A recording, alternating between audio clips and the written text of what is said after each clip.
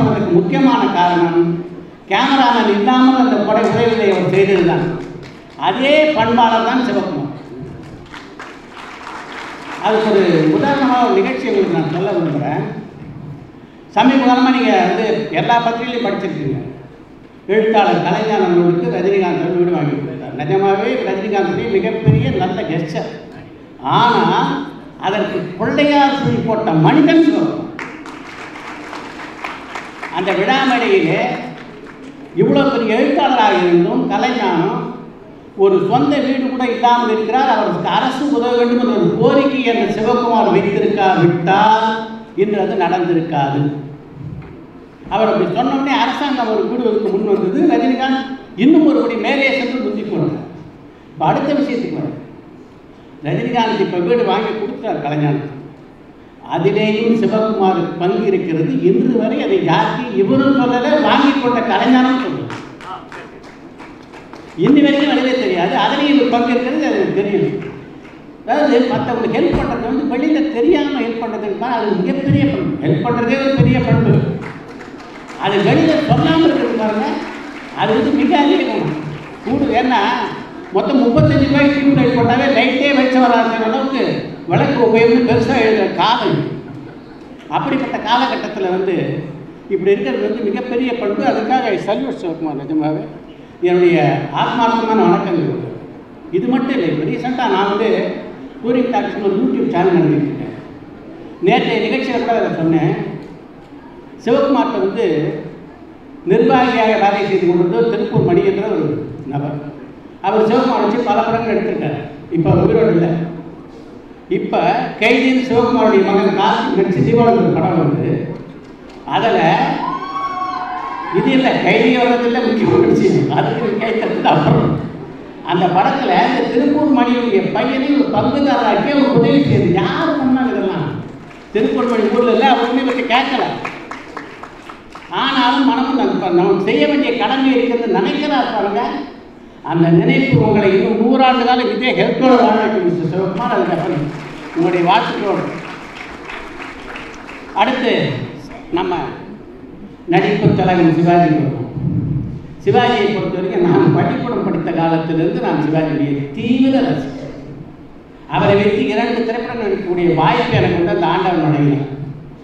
ஜல்லிக்கட்டு, வாழ்க்கை, இந்த 2 படத்தை நான் சிவாஜி வச்சு எடுத்தேன். இது 2 படமே மிகப்பெரிய வெற்றி படங்கள். சிவாஜி வந்து குழந்தை மாதிரி எல்லாத்தையும் பழகக்கூடிய ஒரு அன்பான மனிதர். சிவாஜி அந்த வந்து அவரோட மிக நெருக்கமாக பழகிறது தான் தெரியும்.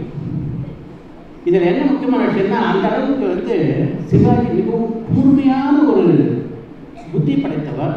அது மட்டும் இல்லாமல் மற்றவர்களை காயப்படுத்தாமல் இருக்கணும்னு ரொம்ப நாட்டுக்காக இருக்கார். நான் வந்து ஜல்லிக்கட்டு படத்தில் 100வது நாள் வந்து தலைமை தாங்கியவர் அப்போது முதல்வராக இருந்த புரட்சித் தலைவர் எம்ஜிஆர். அந்த விழா இருக்கிறதுல சண்டை 3 பக்கம் போல்டு, நடுவில் சந்திராஜ் இந்த படத்துடைய கதாநாயகன் போட்டு வரணும்.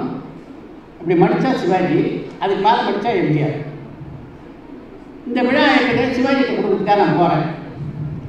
சிவாஜிட்ட கொடுக்கும்போது எம்ஜிஆர் நேரத்துக்கு சிவாஜி உள்ளதெல்லாம் நல்லா இருக்காதுன்ட்டு நான் ஏதோ புத்திசாலித்தனமாக செய்யதான் நினச்சிக்கிட்டு எம்ஜிஆர் உள்ளே மடிச்சுட்டு சிவாஜி மேலே வச்சு அவருக்கு அந்த அழைப்பதை கொடுக்குறேன். சிவாஜி அழைப்பதை வாங்கி பார்க்குறாரு.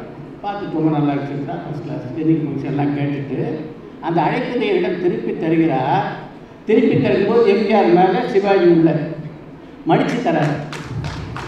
என்ன நீ இப்படி தானே போட்டிருக்க, இந்த எலக்ட்ரி மாற்றி கொடுத்துருக்கேன் சொல்லாமல் சொல்லி அதே நேரத்தில் போட்டு மடித்து கொடுத்துட்டு காயப்படுத்த விரும்பாமல் இந்த மாதிரி பண்பெல்லாம் எத்தனை மனிதருக்கு வரும்.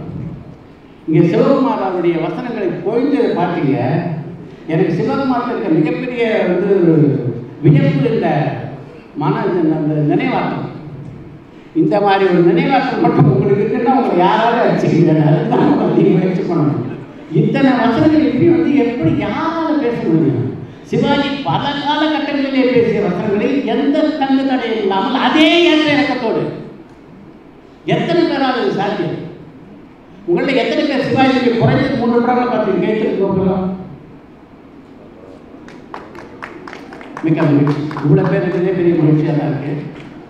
சிவாஜியுடைய படங்கள் பார்த்தீங்கன்னா உங்களுடைய தமிழை வளர்த்துக்கொள்ள அதை விட ஒரு மிகச்சிறந்த ஒரு படங்கள் இருக்க முடியாது. அடுத்து இந்த நூலாசிரியர் இன்பாவை பற்றி சொல்லி என்னுடைய உரையை நிறைவு செய்கிறேன்.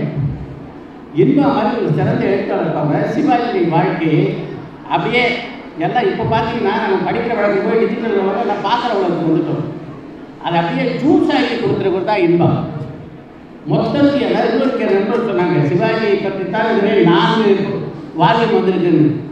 அவரை விட வேற யாரை பற்றி எழுத முடியும்? அவங்க வால்யூம் யாருக்கு அவ்வளோ எழுதுறதுக்கு விஷயம் இருக்கு. சிவாஜியை பற்றி மட்டும்தான் 4 இல்லை 5 இல்லை 6 இல்லை இன்னும் 10 வால்யூம் எழுத முடியும். அவ்வளோ சிறப்பு கொண்ட ஒரே நடிகர் தமிழ்நாட்டில் சிவாஜி கணேசன் தான். நான் மலேசியாவில் ஒரு விழாமேடையில் பேசும்போது தயவு செய்து சிவாஜி ஆங்கில நடிகர் யாரோடும் ஒப்பிடாதீர்கள் அப்படின்னு. ஏன்னா சிவாஜி நடித்த நடிப்பில் 25% கூட அவங்களால் நடிக்க முடியாதுன்னு இல்லை. சிவாஜி நடந்தார்ல அந்த நடையில் கூட பாதி நடக்குங்க யாராவது. திருமாலுக்கு ஒரு நடை, திருநடையால் சிவனுக்கு ஒரு நடை, மாஸ்டர் ரஜினிகாந்துக்கு ஒரு நடை என்று நடையிலே 1000 வித்தியாசம் காட்டிய கலைஞர் சிவாஜி கணேசன். அவர் போய் மற்ற வெளிநாட்டுகளோடு எப்படி ஒப்பிடுவது வேண்டுமானால் அவர்களை சிவாஜி ஒப்பிடுங்கள் என்று சொல்லிய விழாவிலே என்னுடைய உரையை நான் முடித்தேன். இந்த இனிய வாய்ப்புக்கு நன்றி கூறுகிறேன். என்னை ஏற்கனவே 5 நிமிஷம் நான் கலந்துருப்பேன் நினைக்கிறேன். நன்றி, வணக்கம்.